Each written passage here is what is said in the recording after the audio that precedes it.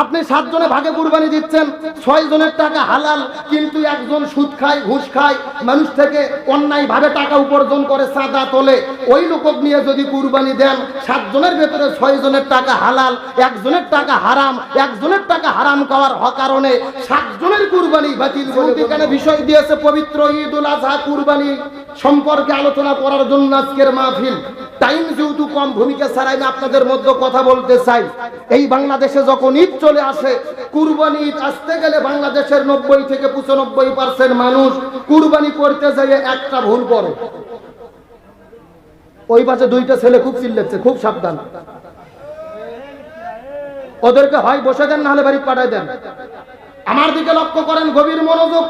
90 থেকে 95% লোক কুরবানি করতে যায় ভুল করে। ভুলটা কি? আমার দিকে লক্ষ্য করেন।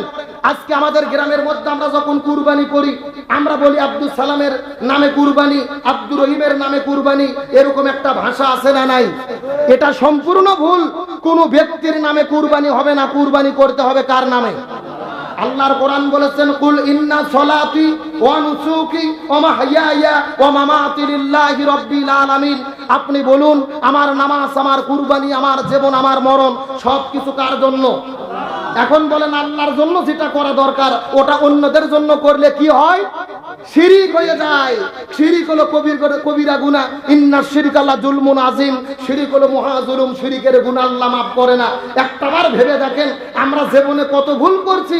আল্লাহ বাদ দিয়ে ব্যক্তির নামে কুরবানি আমরা করি কি করি না? এমনকি হুজুরের কাছে একটা কাগজ লিখে দেওয়া হয়, হুজুর একেবারে খেটা খেট 10-12টা নাম বলতিছে, আব্দুল সালাম, আব্দুল করিম, রুহুল কুদ্দুস, বুলু, আবুল মফিজ, সব কয়ে কুরবানি দিচ্ছে।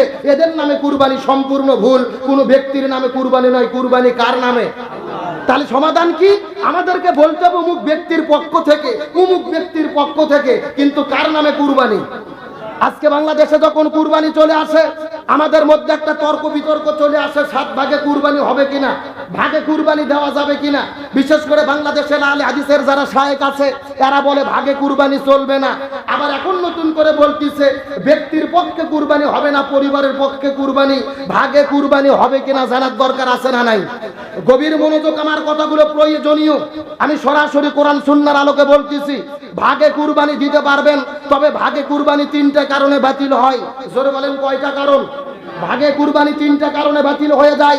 এই 3টা কারণ বলার আগে আমি বলি, ভাগে কুরবানি জায়েজ আছে কিনা। আমার নবী হাদিস শরীফের মধ্যে বলেন, বুখারী শরীফের হাদিস, ওয়ান জাবির বিন আব্দুল্লাহ রাদিয়াল্লাহু তাআলা খারাজনা মা রাসূলুল্লাহি সাল্লাল্লাহু আলাইহি ওয়াসাল্লাম। হযরত জাবির বিন আব্দুল্লাহ বলেন, আমরা নবীর সঙ্গে সফরে বের হলাম। সফরে বের হওয়ার পরে আমরা কুরবানি করেছি রাসূলের সাথে। এক গরুতে 7 ভাগ, এক আপনার উটে 7 ভাগ। সুবহানাল্লাহ কোন। তাহলে আমার নবী যদি সাহাবীদেরকে নিয়ে 7 ভাগে কুরবানি দেয়, ভাগে কুরবানি জায়েজ আছে না নাই? সুতরাং যারা বলবে ভাগে কুরবানি জায়েজ নাই, এরা হলো ফিতনাবাজ। এদের থেকে সাবধান থাকতে হবে। ভাগে কুরবানি জায়েজ আছে, এটার বিরোধিতা করার সুযোগ নেই। কিন্তু ভাগে কুরবানি বাতিল হয় কয় কারণে? বোঝার জন্য বলেন, কয় কারণে? 3টি কারণে ভাগে কুরবানি বাতিল হয়ে যায়। নম্বর 1, আপনি যাদের সঙ্গে ভাগে কুরবানি দেবেন, ভাগে কুরবানি দিতে গেলে 7 ভাগেই দেন, 5 ভাগেই দেন, 3 ভাগেই দেন, প্রত্যেকটা শরীরের যেই টাকা দিয়ে পশু কিনবেন, এই টাকাটা হালাল হতে হবে। জোরে বলেন, কি হতে হবে?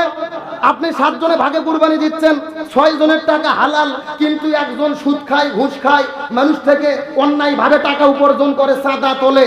ওই লোক নিয়ে যদি কুরবানি দেন, 7 জনের ভেতরে 6 জনের টাকা হালাল, একজনের টাকা হারাম, একজনের টাকা হারাম খাওয়ার কারণে 7 জনের কুরবানি বাতিল বলে গণ্য হবে।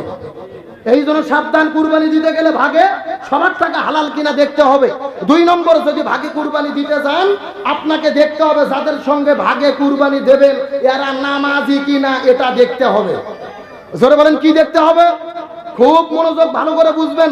আল্লাহ তাআলা কুরবানি ওয়াজিব করেছে, ফরজ করেছে। কুল ইন্না সলাতি ওয়া নুসুকি। আপনি নামাজ পড়েন, তারপরে কুরবানি করেন। চিৎকার করে বলেন, আগে নামাজ না আগে কুরবানি? কথা কয় না, আগে নামাজ না আগে কুরবানি? আল্লাহ বলছেন, ফাসাল্লি লিরাব্বিকা ওয়ানহার। আগে নামাজ পড়ো, তারপরে কুরবানি করো। তাহলে কি বোঝা যাচ্ছে, আগে নামাজ না আগে কুরবানি? আরো জোরে বলেন। তাহলে বোঝা গেল যাদের সঙ্গে ভাগে কুরবানি দেবেন এদের কি হতে হবে? নামাজি হতে হবে। এখন খুবই বিপদ, গ্রামের মধ্যে নামাজিকে যদি ভাগে খোঁজেন, দেখা যাচ্ছে নামাজির চাইতে বেনামাজির সংখ্যাই বেশি। কথা কর না কে?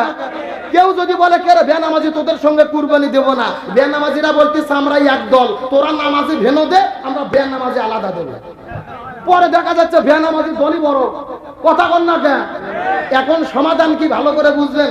বেনামাজিদের কুরবানি দিতে দেবেন না এটা আমি চাচ্ছি না, বরং আমি চাচ্ছি শরীয়তের ফায়সালা। আপনি যেহেতু কুরবানি 15 দিন পরে দেবেন, টাইম আছে, আজকে থেকে আপনি নামাজ ধরেন।